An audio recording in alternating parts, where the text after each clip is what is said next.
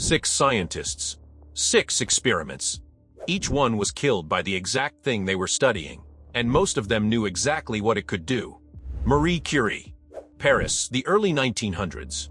She was 34, grinding 2 new elements out of tons of black ore with her bare hands in a leaking wooden shed. The faint glow she loved was already in her blood. With her husband Pierre, she had pulled the elements from the rock by hand. Polonium, named for Poland, the country she was born in and lost, and radium, named for the way it shone in the dark. No one yet knew the glow was lethal. She kept the tubes on her desk and beside her bed, carried samples in her coat pockets, and liked their faint warmth against her. The damage gathered in her bone marrow, invisible and beyond repair. During the war, she drove mobile X-ray units to the front and dosed herself again and again. The skin on her fingers cracked, scarred, and stopped healing. She wrapped them and kept working. Her sight clouded toward blindness, and her body went dry and gray as the marrow, the tissue that makes blood, gave out. On July 4, 1934, she died at a sanatorium in the French Alps of aplastic anemia, her blood too spent to keep her alive. Her body was so radioactive they buried her in a lead-lined coffin. Her notebooks are still kept in lead-lined boxes by France's National Library, too dangerous to handle for another 1,500 years. Marie Curie did not die beside her discovery. She died of it. Franz Reichelt. The Eiffel Tower, February 4, 1912. At 33, he climbed onto a stool at the edge of the first deck, wrapped in a heavy suit of canvas and silk he had sewn himself. The parachute folded into it would not open. Reichelt was a Paris tailor with one obsession: a suit that turned into a parachute, so a pilot could survive a fall from a plane. His first tests, dropping dummies from his apartment window, had worked. The newer designs had not. For months he begged the police for permission to use the tower, and they agreed on one condition: he would drop a dummy, not himself. That morning he arrived already wearing the suit. About 30 reporters waited, and a newsreel camera was running. The footage survives today. He stepped up onto the stool, almost 60 meters above the ground, and hesitated for nearly a minute. Then he stepped off. The suit did not open. In the film you can see the loose bundle of fabric trailing behind him, doing nothing, as he falls. He hit the frozen ground and died on impact. Blood ran from his mouth, nose, and ears. His right arm and leg were crushed, his skull and spine broken. He left a hole 15 centimeters deep in the frozen earth, and they measured it before they carried him away. They had allowed him only a dummy. He brought the dummy. Then he put the suit on himself, because he trusted it more than anyone alive. Jesse Lazier. A United States Army camp outside Havana, September 1900. He was 34, holding his bare arm still while a mosquito fed on it. The insect had drunk the blood of a yellow fever patient days earlier, and he knew it. He had a wife and a newborn son back in the United States.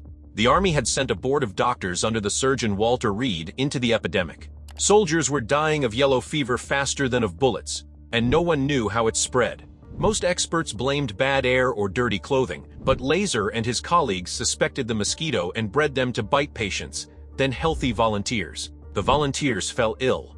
It worked, but Lazier wanted a case no one could dispute. In mid-September, he pressed an infected mosquito to his own skin and let it feed. The fever came. Yellow crept into his skin and the whites of his eyes. Blood ran from his gums, and he convulsed and vomited black, half-digested blood. Of the doctors who let the mosquitoes bite them, he was the only one who died. He never admitted whether the bite was an accident, but his notebook suggests he chose it. Either way, the proof that the mosquito carries yellow fever was signed by his own death. According to the Reed Board's records, he was gone before the month ended. He had come to Cuba to stop the fever from killing soldiers.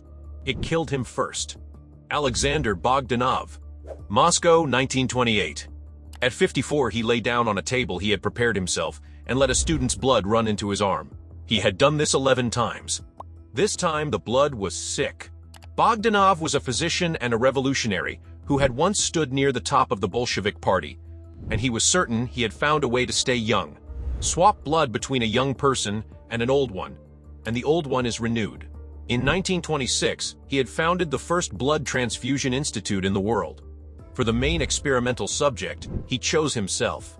After 11 exchanges, he said it was working. His eyesight sharpened, his hair stopped falling out, and he told people he felt years younger. Then he took the blood of a student who carried malaria and tuberculosis at the same time. He had matched the blood types correctly. It made no difference. His body turned on the new blood and tore it apart inside him. His urine ran dark, almost black, and a sick yellow spread under his skin. His kidneys clogged with broken-down blood and failed, and his liver followed. He had promised that exchanging blood could keep a man young forever. The student who gave the blood recovered completely. The man who drank young blood to cheat death did not survive the 12th exchange. Louis Slotin. Los Alamos, May 21, 1946. He was 35, leaning over two halves of a plutonium core, holding them apart with the blade of an ordinary screwdriver. 9 months earlier, that same core had already killed a man in the same building. A year before, Slotin had assembled the core for the first atomic test. Now he was demonstrating a procedure so dangerous the physicists called it tickling the dragon's tail. Bring the two halves almost together, close enough to wake a chain reaction for a fraction of a second, then stop. The only thing holding the gap open was the screwdriver in his hand. He had set the standard safety shim aside. He was fast, and it had always worked. The screwdriver slipped. The room filled for an instant with a blue flash and a wave of heat. The core went critical, a meter from his chest. With his bare hand, he wrenched the halves apart and stopped the reaction. There were 7 other men in the room. By tearing it open, he took the worst of the radiation into himself and spared them. He was vomiting before he left the building. The hand that had held the core blistered over within hours, the skin peeling, his body reddening as if burned from the inside. His white blood cells collapsed, and his organs failed one after another. He died 9 days later. All through the war, he had measured exactly how close 2 pieces of metal could come before they turned lethal. That afternoon, he found out. Carl Schmidt. The Field Museum, Chicago, September 25, 1957. At 67, he held a small green snake just behind the jaw and turned it toward the light to identify it.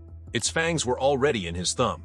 Schmidt was one of the most respected snake experts in the world, with more than 200 species named to his credit. A curator from the city zoo had sent him a young snake without knowing what it was, and Schmidt recognized it as a boomslang, an African tree snake. As he turned it in his hand, it twisted and bit him on the thumb. He looked at the small wound and decided it was nothing. Boomslangs have their fangs at the back, and he believed a juvenile could not deliver enough venom to kill a grown man. He went home and began to write. He recorded everything the venom did to him, the way a scientist logs an experiment. He was offered a hospital. He refused. Treatment would change the symptoms he was measuring. He was wrong about the one thing that mattered. Boomslang venom stops the blood from clotting.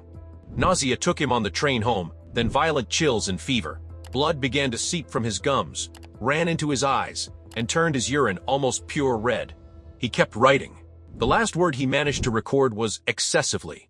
He turned his own death into his final experiment.